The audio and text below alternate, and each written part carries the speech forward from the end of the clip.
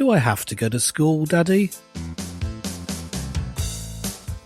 Hello and welcome to the show, Colourful Conversations with Mark and Pete. This week we debate the rights and wrongs of education.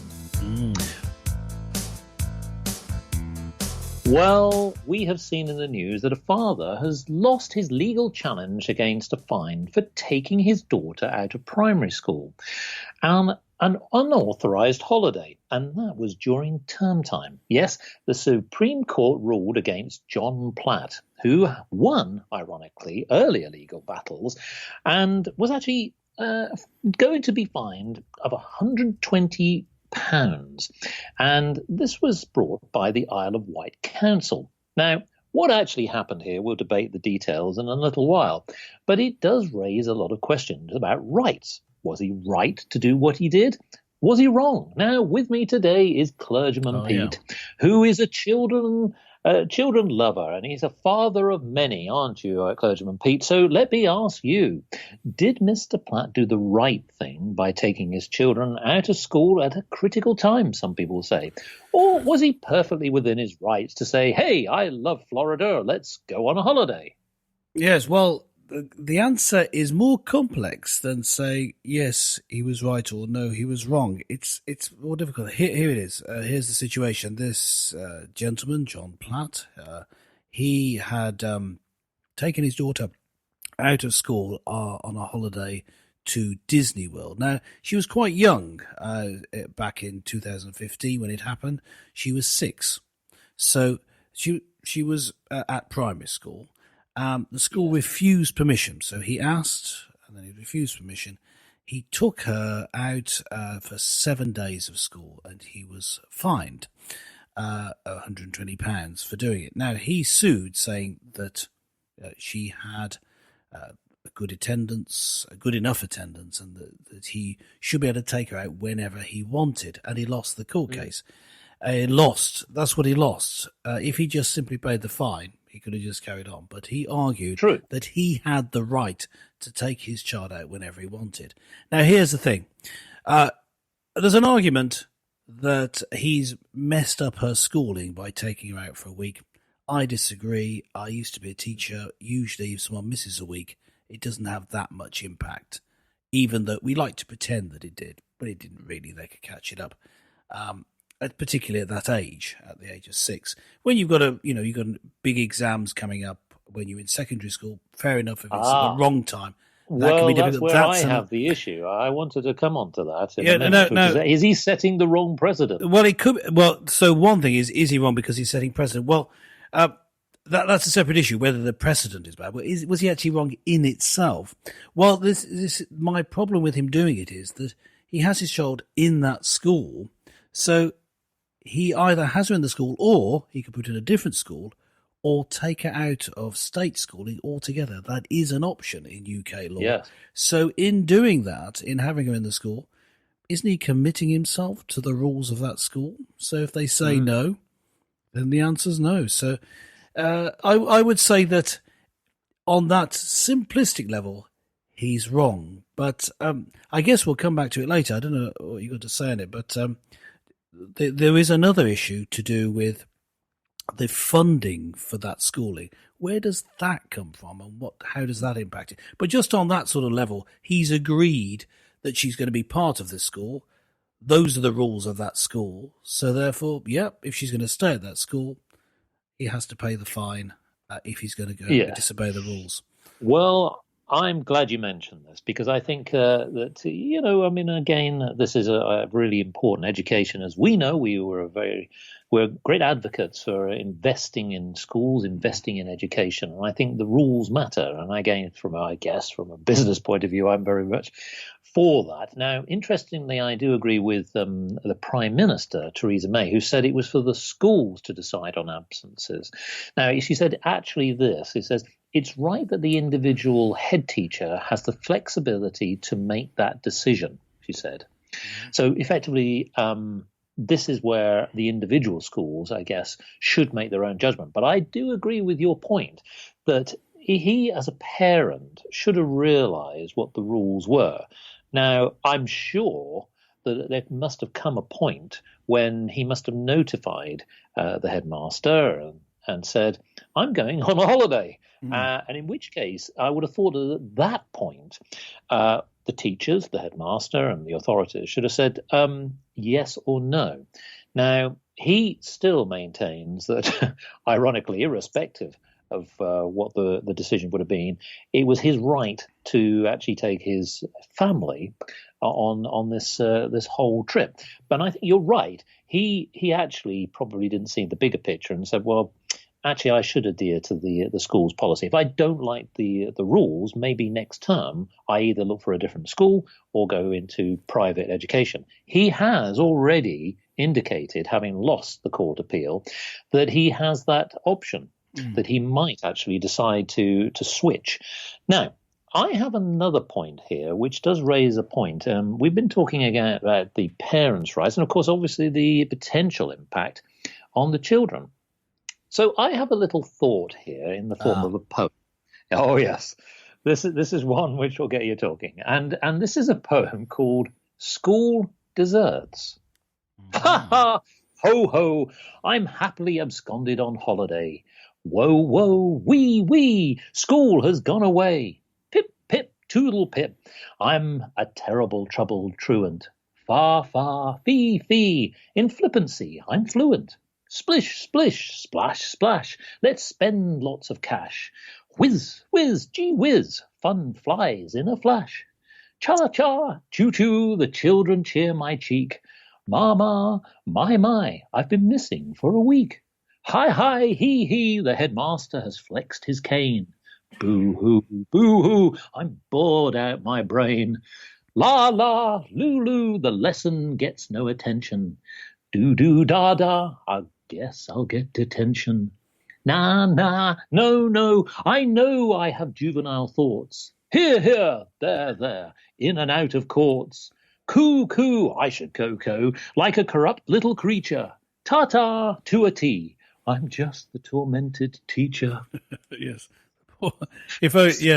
As an ex-teacher, I do think that I would have preferred sometimes in the middle of term to just gone off to Disneyland. I tell you. Oh, quite right. Oh, not year 3 again. Oh no. Yes. My point is this: poor teacher. I know that they often give us a hard time, and I'm sure that when we reflect on our school education, we probably think, "Oh yes, I wish we could get away every time." And there is the teachers. Come on, I mean the teachers, they're losing their children through potential holidays. Their parents are against them. The whole system is against them. Now, you being a former teacher, I've got to ask you, surely that must be frustrating when you think you're just on the cusp of turning their education for the best. Yeah, well, what's frustrating is that, yes, if they do lose some time, then if you've got a very worked out curriculum, perhaps a lesson by lesson curriculum, which at that level, it's possible to have each lesson just regimented, and you just teach the same lesson at that point in the school year every year. It's quite possible to do that, and you link that with what the requirements under the national curriculum, which we have in Britain, and therefore everything's sorted.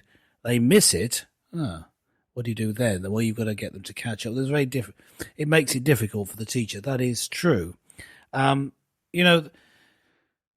thing about this is issue of whether you should take your child out of school, though, is a problem. I can see what he was getting at and why he got so upset about it, because it does feel like the state is saying through the school, your child belongs to us. We're going to tell you what to do. Now, having said, as I said earlier, I think, well, he was wrong. This actual action, I think, was wrong in that he shouldn't have taken his child out to go to Disneyland. Maybe he got a cheaper rate then, but that wasn't a good enough reason. And it was against the rules of that school, and he's sending them there. But the thing that muddies the waters is the money. If you send your child to a state school, it's paid for.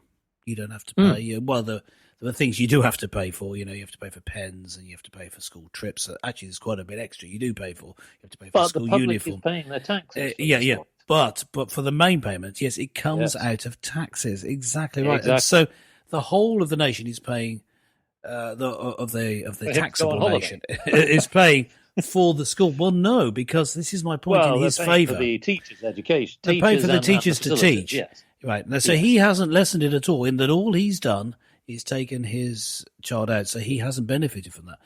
But you could say, well, what if he's not happy with it? Why doesn't he just take his child out of school altogether?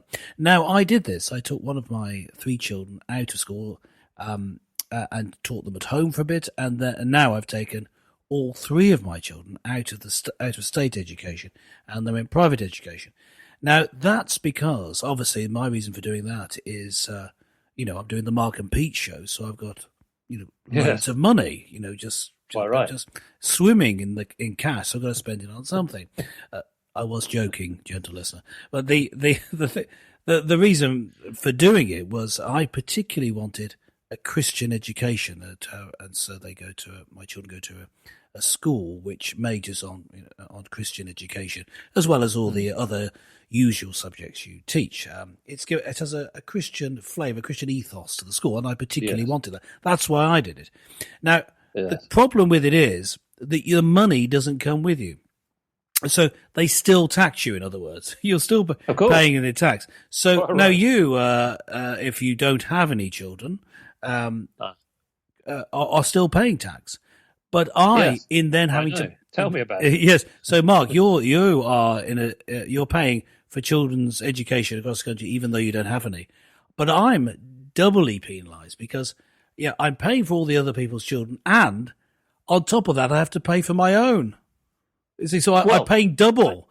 Because I think this is a very fair point. And talking about costs, it comes on different levels. Now, let's put some points on the table here, which is that Mr. Platt said parents would find it utterly shocking that they needed the permission of the state to decide on school attendance. However, the judge said, this is to Mr. Platt, you are not the final arbiter for what's right for your child. Now, this is where it plays into what we've said. In her judgment, Lady Hale said it would cause unacceptable disruption if parents were able to withdraw children whenever they wanted. Unauthorized absences have a disruptive effect, not only on the education of the individual child, but also on the work of their pupils and their teachers, she said.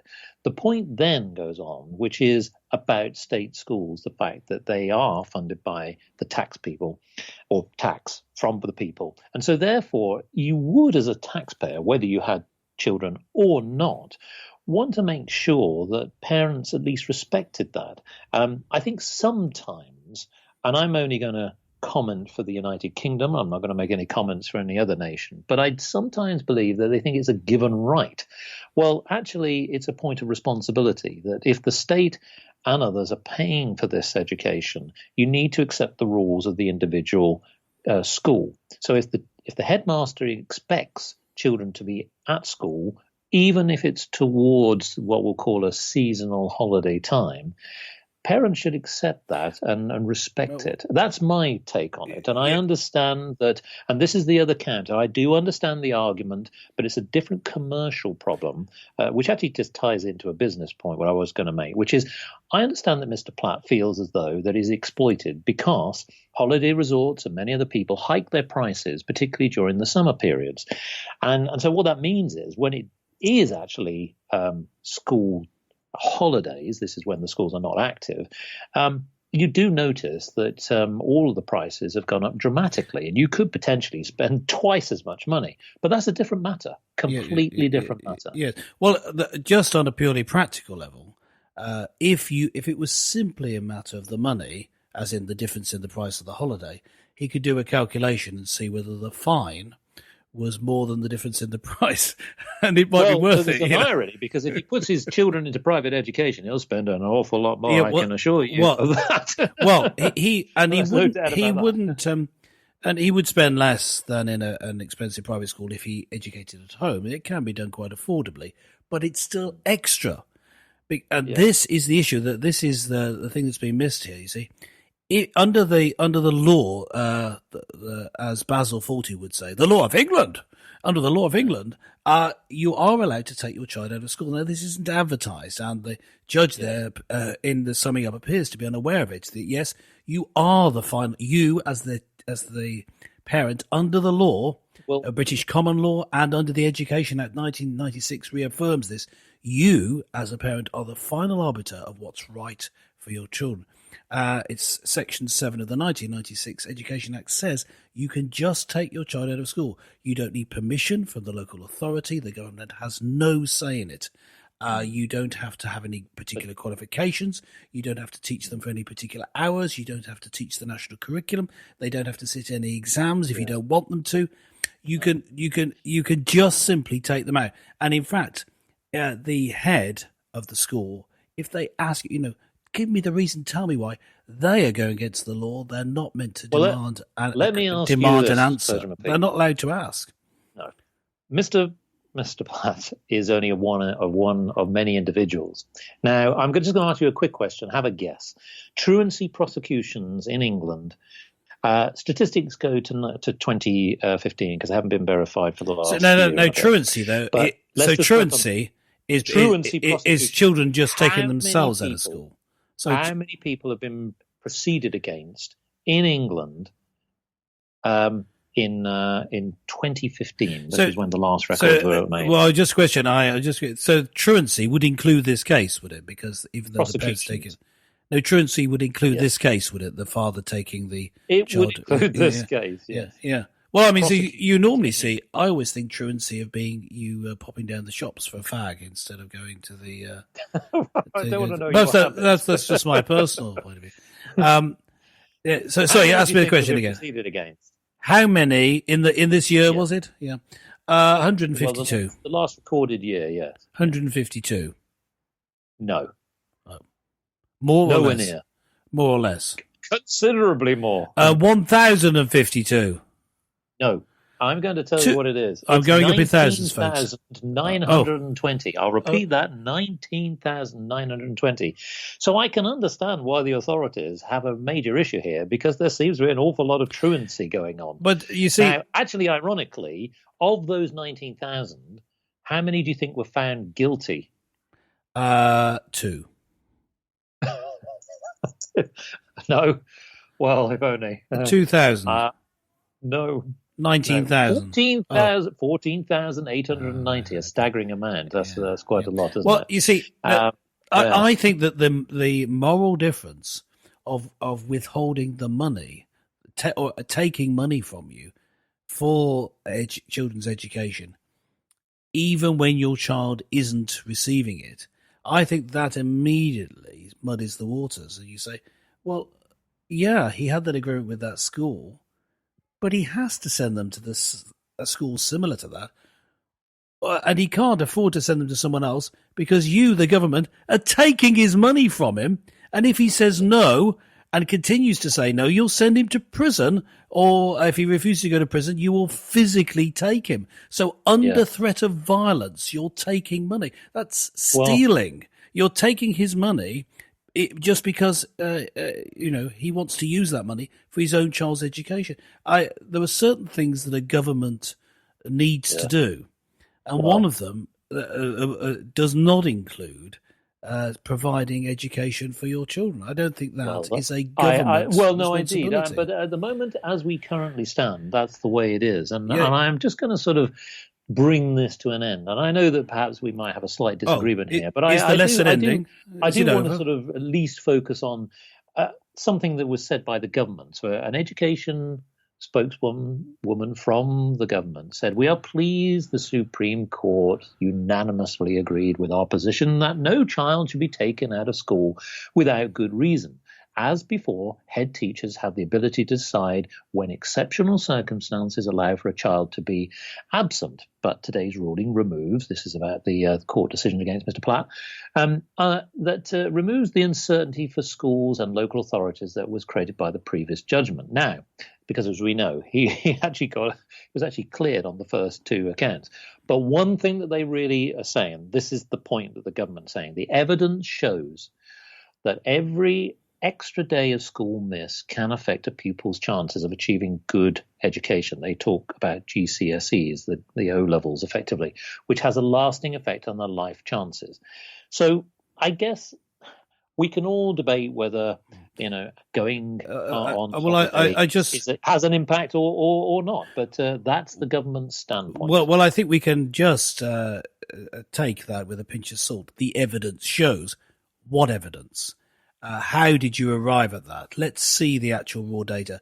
I don't believe you. I think that's just what we technically call what a we lie. should do here. What we do is we invite the government, Mrs. May, possibly, to come on the show and actually tell and give her view as to why that she and her Department of Education believes that it is actually damaging. Well, listeners. And give me my money back. Yes, and give me my money back for the children that I've not put in education as well. Exactly. Because I don't have any children. That's the message from Mark and Pete. Give us the money. We want it back. So, it's ours. What do you think? Have you had a similar problem with your government's education system? Do you believe that you should have every right to take your children out of school, or maybe other people's children? I don't know. Who knows? Maybe that is another show. So, listeners, join us again for more colourful conversations with Mark and Pete. What an education.